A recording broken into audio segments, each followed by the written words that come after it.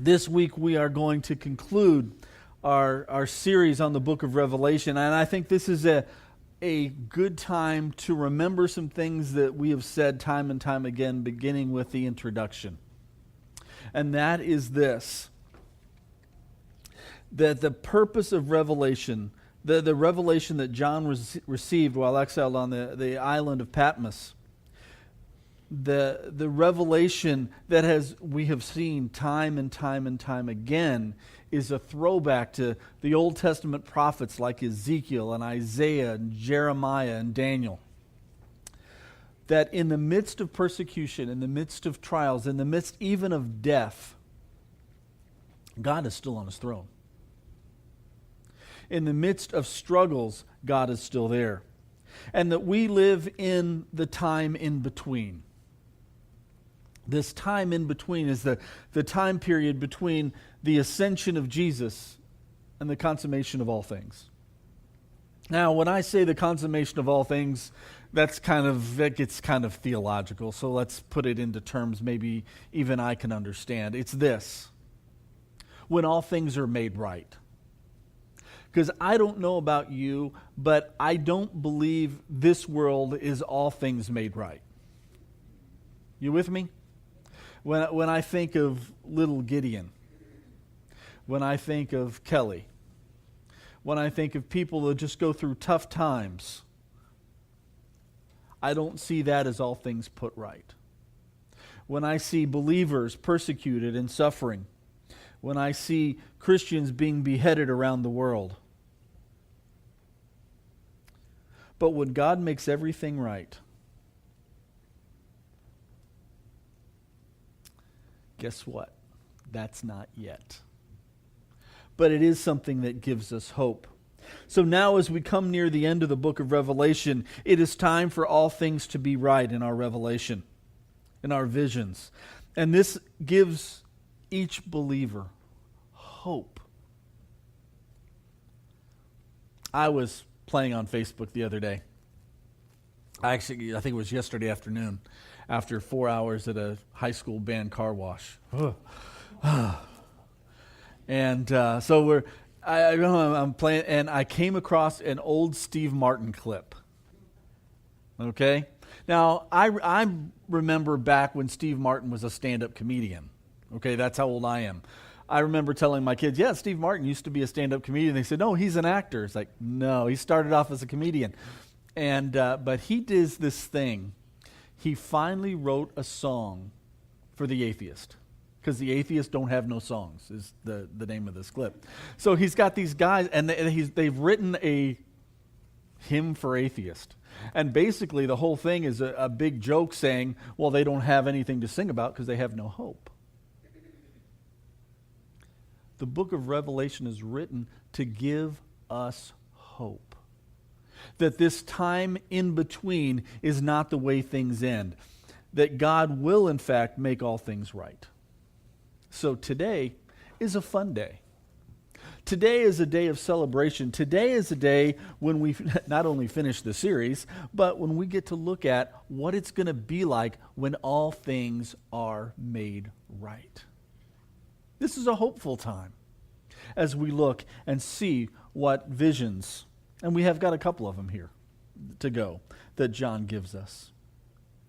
Then I saw a new heaven and a new earth, for the first heaven and the first earth had passed away, and there was no longer any sea. I saw the holy city, the new Jerusalem, coming down out of the heavens from God, prepared as a bride, beautifully dressed for her husband. And as I heard a loud voice from the throne saying, now the dwelling of God is with men, and he will live with them. They will be his people, and God himself will be with them and be their God. He will wipe every tear from their eyes. There will be no more death or mourning or crying or pain, for the old order of things has passed away. He who is seated on the throne said, I am making everything new. Then he said, write this down, for these words are trustworthy and true. Now, as we look at this first vision, a couple of things I want to point out. First of all is this. The old is gone because it was corrupted. corrupted by sin through struggles. Evil has passed away. We're no longer in the time in between. Instead, it is a time of newness, a time when everything has been put right. But I have a problem with this. You know what that problem is? I like the beach. I really do. I enjoy going on vacation and going to the beach, even if it's Galveston, as they used to call it, Galvasludge. I enjoy going to the beach. I like sitting on the beach. I like watching the waves roll in. So I have to ask this question. Why is there no longer any sea? You ever wonder about that? You read that and you think, what's the deal? Why don't we like the sea? What's God got against the ocean? Well, from a 21st century kind of mindset, that seems kind of odd. But from an ancient mindset, it makes all the sense in the world. How many of you remember the story of Jesus walking on the water in the midst of the storm on the Sea of Galilee at night? You remember that story? Now, what was so amazing about that story? He was walking on water. Okay? Secondly, the most amazing thing is, what did the disciples cry out? It's a ghost. Really? Ghostbusters was a movie, a bad remake lately, but a movie.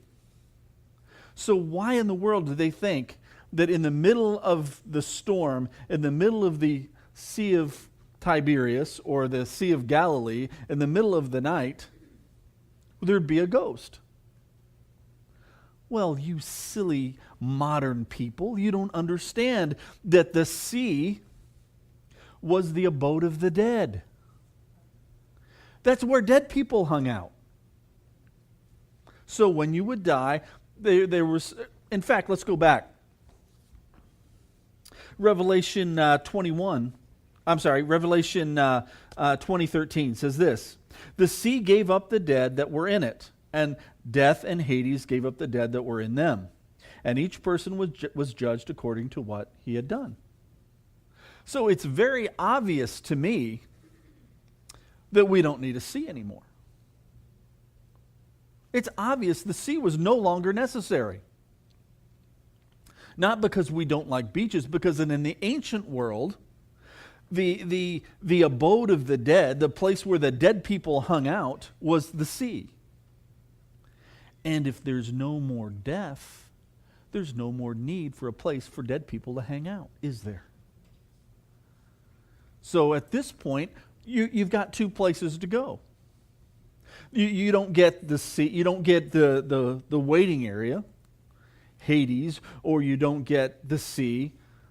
Some people will translate Hades as Gehenna. And I think I told you about that last week, but the valley of Gehenna was just outside of Jerusalem where they would throw their trash, and it was kind of where they threw the bodies of the street people into the fire because it was always burning. It was like burning trash. Okay? So this was the valley they would throw this, and it was always burning and smelling bad. And so that was the view of Hades or Gehenna. So there's no need for this anymore. There's no need for a place for the dead people to be because people have a choice. They can reside in the city or they can reside in the lake of fire. And they're based and judged upon what they have done. Now, what does it mean, judged on what you have done? Does this mean that it's all about what we do and we have to earn our way to heaven? No, it's about what you've done with the person of Jesus. Who do you say Jesus is? And if he is your Lord and Savior, you reside in the city. If not, the lake of fire with those who worship Satan and followed him. Now, there is no sea because of the new order, there's no more death. So we have now the new Jerusalem descending from heaven. Now, one of the things that I love about this, and one of the things that I love about the end of the book of Revelation is it wraps up the whole Bible in a neat little bow. I don't know if you've ever caught this before, but there are three images that are wrapped up into this new Jerusalem. I love all three of them. First of all, you've got the city of Jerusalem. Okay? Now, what was so important about the city of Jerusalem? Well, it was on Mount Zion. It was on a couple of hills, but Mount Zion was where the temple, that's where God's presence was among his people. So now God's descending from heaven, and he's going to live on Mount Zion with his people. And he's within the city of Jerusalem, God's city. Second, we have the image, I want to make sure I get this exactly right, of the temple. We have the image of the temple because God's dwelling is now the city. It's not just the temple, but it is the whole city. In fact, it even goes and says there's no need for a temple in this city because God dwells there. Now, remember, the temple was God's presence among his people in the most holy place, which is the inner sanctum of the temple where the Ark of the Covenant was. The lid of the Ark of the Covenant was called the mercy seat, or the footstool of God among his people. That's where God's presence dwelled among his people. Now, go back to Ezekiel. When God got upset and sent them off into exile, God's presence in Ezekiel's vision lifted from Jerusalem, from the temple, from the most holy place, and headed east to Babylon. So God didn't have to stay there, but God is now choosing to dwell there. Third image, so we've got the new city, we've got the temple, but then we've got something that I absolutely love. It's a garden. We go back to Genesis chapter 1 and the creation account. We now have what theologians call garden theology. All right? In fact, in my Old Testament survey class, some of you who've taken it may remember that, they got to write an essay about garden theology. What does it mean? If you go back to the prophets, when God puts everything right and restores everything back, there's always the image of a garden. The garden represents God's perfect relationship with us. It's back to God walking in the coolness of the day with Adam going, hey, how was your day? Just walking along the path. Talking to Adam.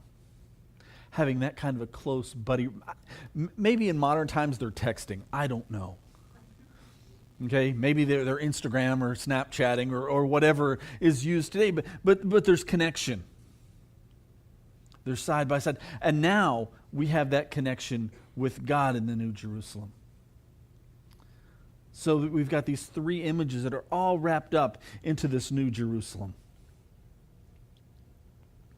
And those who live with Jesus will experience this relationship. And those who don't will experience the lake of fire. And this lake of fire, of course, is going to be so much worse than the time in between for the believers. So now we go on. Let's pick it up in verse 9. One of the seven angels who had the seven bowls full of the seven plagues that came to him. Golly, I need to change my context, Connie. Remind me to do this. I've got this monovision thing. Yeah, I'm going to have to use your old man phone there, Jim. Okay, one of the seven angels who had the seven bowls full of the seven last plagues came and said to me, "Come, I will show you the bride, the wife of the Lamb." And he carried me away in the Spirit to a mountain great and high and showed me the holy city Jerusalem coming down out of heaven from God. It shone with the glory of God, and its brilliance was like that of very precious jewel, like a jasper, clear as crystal. It had a great high wall with 12 gates, and there were 12 angels at the gates. On the gates were written the names of the 12 tribes of Israel, and there were 3 gates on the east, 3 on the north, 3 on the south, and 3 on the west. The wall of the city had 12 foundations, and on them were the names of the 12 apostles of the Lamb. The angel who talked with me had a measuring rod of gold to measure the city, its gates and its walls. The city was laid out like a square, as long as it was wide. He measured the city with the rod and found it to be 12,000 stadia in length, and as wide and high as it was long. It measured its wall, and it was 144 cubits thick by man's measurements, which the angel was using.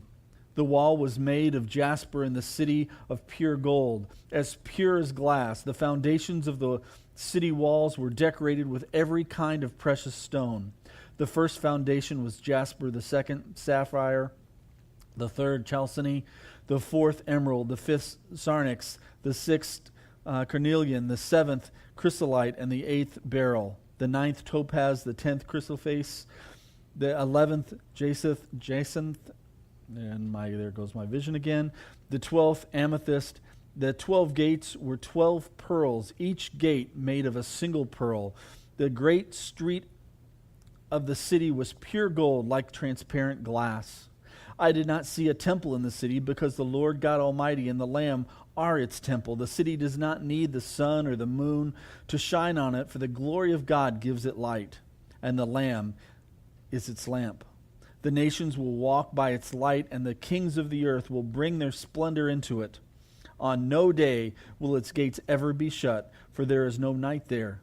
The glory and honor of the nations will be brought into it. Nothing impure will ever enter in it, nor will anyone who does what is shameful or deceitful, but only those whose names are written in the Lamb's book of life.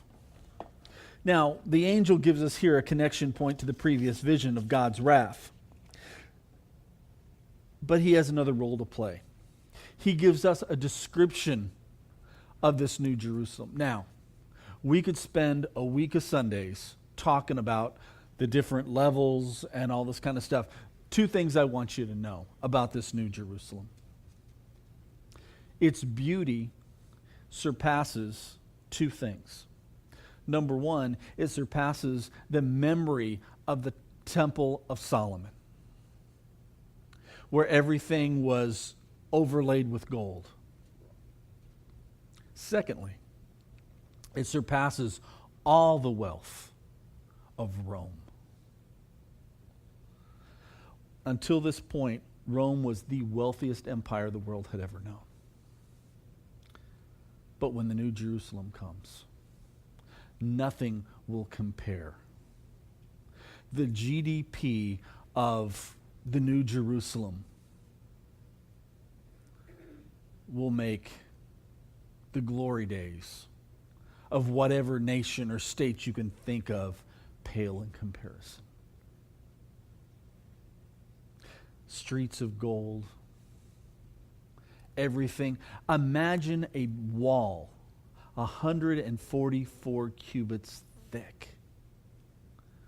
Okay, I see some of you going, what is a cubit? Well, a cubit is a form of measurement from the average man. This would not be Dwayne, by the way. The average man from the elbow to the tip of the hand. That's a cubit. Now, the problem is you need the same person measuring if you're going to have things square. But 144 of these for the thickness of the wall. It's huge. Absolutely huge walls. And Mexico is not paying for it. I had to say that.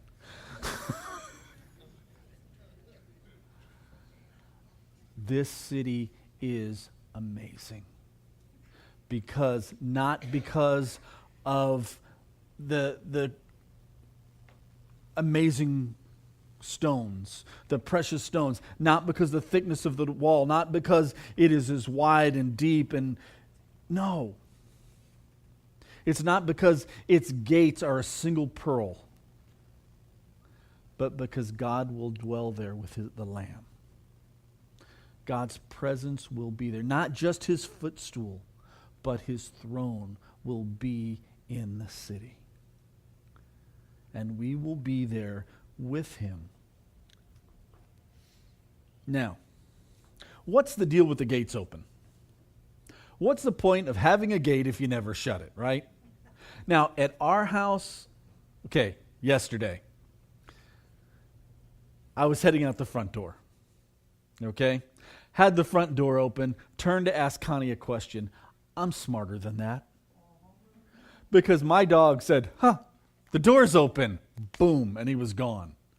We shut doors and gates in our house to keep my dog in. Because that dog likes to run. And that dog not only likes to run, but that dog likes to get just enough in front of me that I say, Jake, come here. He looks at me, and I swear to you, he smiles and then runs off. Just to see if he can test and I failed yesterday. I was ready to let the dog go. Just say, hey, if he comes back, fine. Then Matt goes, got him. He was on his way back home while I was out looking for him. I guess he realized it was humid, too hot to run. We have to close gates. Why are the gates open? 2 reasons. 2 very important reasons. Number 1, if the gate's open, that means you can always go in. You see, God's presence, God welcomes us into his presence. He wants us to be with him. Do you get that? He doesn't put up barriers so that we can't get to him. The gates are open in the New Jerusalem. He wants us to be there. Secondly, the gates are there for protection. Go back to Nehemiah. Remember, Nehemiah had God put a burden on his heart to go rebuild the walls and the gates of Jerusalem, which they did in, I think, 51 days. Okay? Now, they needed those for protections from those people that were trying to do evil to them, like Sanballat and Tobiah. So what they would do then is they would have the gates and the walls so they could sleep comfortably at night, not worried about people coming in. Well, now, number 1, there's no night because God's there and his presence shines forever. But secondly, don't need to close the gate because evil's gone. Satan and his beast and his dragon are where? They're in the lake of fire. They're done. They're over. There is no external threat anymore to the church of God. God's people are, to quote a preacher from Alabama, free at last. They don't have to worry about anything. They don't have to worry about people coming and doing them harm. The time in between is over. And now the Lamb is on his throne and he is ruling and he's put everything aside. Anyone is welcome. Have your name written in the book of life. Now this gives us the last chapter, and we're going to go back to garden theology. Then the angel, another vision, showed me the river of the water of life, as clear as crystal, flowing from the throne of God and from the Lamb. Down the middle of the great street of the city, on each side of the river, stood a tree of life, bearing 12 crops of fruit, yielding its fruit every month. And its leaves of the tree are for the healing of the nations. No longer will there be any curse. The throne of God and the Lamb will be in the city, and his servants will serve him. They will see his face, and his name will be on their foreheads. There will be no more night. They will not need the light of a lamp or the light of the sun, for the Lord God will give them light. And they will reign with him forever and ever. Did you watch the Olympic diving, any of that yesterday? There is no way I would jump into that water. There is just no way. You know, when they talk about the rowing and that the rowers were wearing antimicrobial suits because there's so much sewage in the water that it's just I remember when Connie and I were in college, we would go hiking along the Appalachian Trail. It was so great because the only thing you had to take with you was a cup. Imagine, for water, you could go into the stream, which is spring-fed from inside the hill we're climbing, the mountain we're climbing, and just reach in and drink water. You didn't have to worry about bugs it was clear. It was beautiful. It was fresh. When Matthew was up in Minnesota, he said that they took like purification tablets, iodine tablets and stuff for the water, but they quickly learned you just take your Nalgene water, dip it into the lake and drink it because the water was pure. And that is nothing compared to the pureness of the water of life. It flows not from a spring, but from the throne of God. It's a garden. We've been transported back. In the middle of the city is the Garden of Eden all over again. Have you noticed? The tree of life. The tree that we were barred from because of sin is now open to us because of the blood of Jesus. Talk about hope. And if that weren't good enough, he goes on. Then the angel said to me, those words are trustworthy and true. The Lord, the God of the spirits of the prophets, sent his angel to show his servants the things that must soon take place. Isn't that wonderful? And Jesus says, behold, I am coming soon. Blessed is he who keeps the words of the prophecy of this book. And then John says this, I, John, am the one who heard and saw these things, the one who had heard and seen them. I fell down to worship at the foot of the angel who had been showing them to me, but he said to me, do not do it. I am a fellow servant with you and with your brothers, the prophet and the prophets, and all who keep the words of this book. Worship God. Then he told me, do not seal up the words of the prophecy of this book, because the time is near. Let him who does wrong continue to do wrong. Let him who is vile continue to be vile. Let him who does right continue to do right. And let him who is holy continue to be holy. Which gives us our last flashback to the Old Testament, where God told his people, be holy because I am holy. Be like God. Absolutely hopeful. Now, if that weren't good enough, Jesus is going to speak. Now he hears the words of the Lamb. And Jesus says, behold, I am coming soon. My reward is with me, and I will give to everyone according to what he has done. I am the Alpha and the Omega, the first and the last, the beginning and the end. Blessed are those who wash their robes, that they might have the right to the tree of life, and may go through the gates into the city. Outside are the dogs and those who practice magical arts and sexual immoral, the murderers and the adulterers, and everyone who loves and practices falsehood. I, Jesus, have sent my angel to give you this testimony for the churches. I am the root and the offspring of David, and the bright and morning star. The Spirit and the bride say, come. And let him who hears say, come. Whoever is thirsty, let him come. Whoever wishes, let him take the